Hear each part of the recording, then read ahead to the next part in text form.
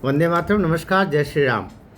पश्चिम बंगाल के चुनाव आज अंतिम चरण, अंतिम वोटिंग। और ये वीडियो जब मैं डाल रहा हूँ तब तक अभी तक 66 से 70% के बीच अलग अलग रिपोर्टिंग है। सबसे बड़ी बात है, मैं अजय पाल शर्मा की बात करना चाह रहा हूँ। IPS 2011 बैच के वे हैं। उत्तर प्रदेश का वो जांबाज पुलिस अधिकारी जिसकी ज़रूरत ऐसी जगह पर ज़्यादा होती है, और उसका जो ऐतिहासिक रिकॉर्ड है वह ये बताता है कि वो अपराधियों को छोड़ने वाला नहीं रहता है, अपराधियों को बख्शता नहीं है, या नेग्लिजेंसी ऑफ हिज ड्यूटी उसके पूरे कैरियर में है ही नहीं। 100 से ज़्यादा उसने एनकाउंटर किए हैं, और 100 से ज़्यादा जब एनकाउंटर किए हैं तो मान के चलिए कई उस लोक में चले गए होंगे जहाँ से वापस लौटने की संभावना हो ही नहीं सकती है।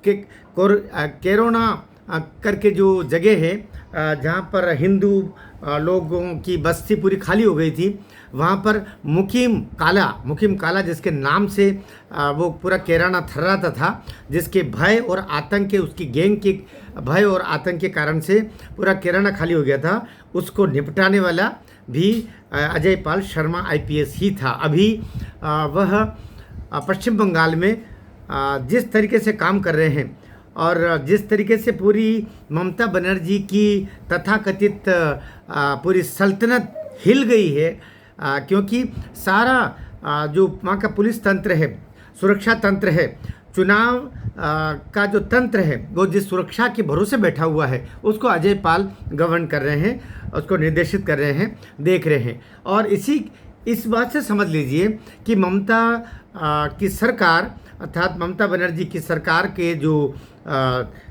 एडवोकेट्स हैं वो वहाँ के हाई कोर्ट भी गए, और वहाँ जाकर के उन्होंने ये कहा कि अजय पाल ज़्यादती कर रहे हैं, वो भय पैदा कर रहे हैं। दरअसल अजय पाल क्या कर रहे हैं? अजय पाल जो कोई भी भय ज़दा है उसका भय दूर करने के लिए वे आगे बढ़ते हैं। वे एक जो तथाकथित ममता जी का अभिषेक, जो उनका लड़का है, ममता जी का भतीजा है, ममता जी का अभिषेक, उसको लेकर के उसके क्षेत्र में अभी बहुत तांडव मचा करते थे। पहले तो वोटिंग होने नहीं देते थे वहाँ पर जा कर के, और जो MLA वहाँ पर MLA के प्रत्याशी है उसके दरवाजे पर जा कर के और बोल के आ गया अजय पाल शर्मा पुलिस अधिकारी कि खबरदार कुछ तुमने बदमाशी की तो वो खबर लूँगा कि फिर याद करोगे। इतना कहना ही बड़ी बात होती है। दरअसल अब पूरा तंत्र हिला हुआ है। पहले जो 22-23 का जो वोटिंग फेज़ था, पहला फेज़, उसमें लगभग 93% हुआ, और आज का आकलन भी जैसे मिथुन दा बोल रहे हैं, मिथुन चक्रवर्ती, कि आज भी लगभग 90-92% के बीच में जाएगा। लोगों में बहुत उत्साह है, महिलाएं खास करके आगे आ रही। तो पहले लोगों ने ये आइडिया लगाया कि महिलाओं को चूँकि 1,500 रुपया ममता बनर्जी सरकार पिछले दिनों से देना शुरू किया, तो शायद ममता के उस पैसे की प्रसन्नता में जारी होगी। लेकिन बाद में ममता का वह प्रभाव नहीं, बल्कि वहाँ की स्त्री, वहाँ की मातृशक्ति, वहाँ की बहनें, बेटियाँ सब अपनी लज्जा की रक्षा के लिए वोटिंग डालने जा रही है।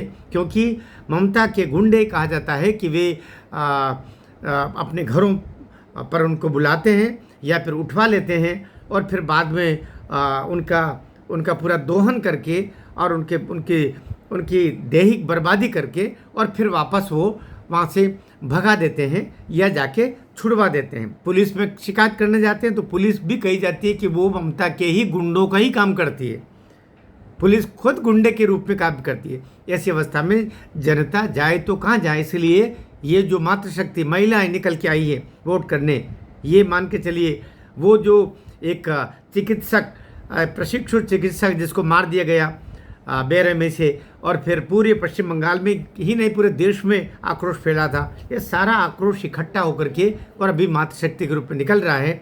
वोटिंग का जो जोर है महिलाओं पर टिका हुआ है, और जब महिला वोट देने जाती है तो पुरुष तो फिर जाता ही जाता है, इसलिए वोटिंग % भी ठीक हो रहा है। क्या होता है ये तो दिखाई देगा। लेकिन अभी जो जानकारी निकल के आ रही है कि उत्तर प्रदेश कैडर का प्रयागराज में भी रहा है, सहारनपुर में भी रहा है, ये जो अजय पाल शर्मा है इसने इतना धमका दिया है कि अब तो टीएमसी के जो कार्यकर्ता है वो उसके भय से बाहर नहीं निकल रहे हैं। कहा यह भी जा रहा है कि ममता के गुंडे अजय पाल शर्मा को मारने के प्रयास भी हुए, लेकिन वो कहते हैं कि जो इस क्षेत्र का माहिर हो उसको ऐसे नहीं मारा जा सकता है।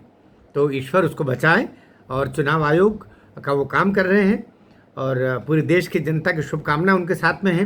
टीएमसी गुंडों ने मारने की कोशिश की ऐसा पता चला है, लेकिन वे बाल बाल बचे हैं, ये भी जानकारी दी गई है। और पूरा एक तंत्र अभी उनकी रक्षा में भी लगा हुआ है।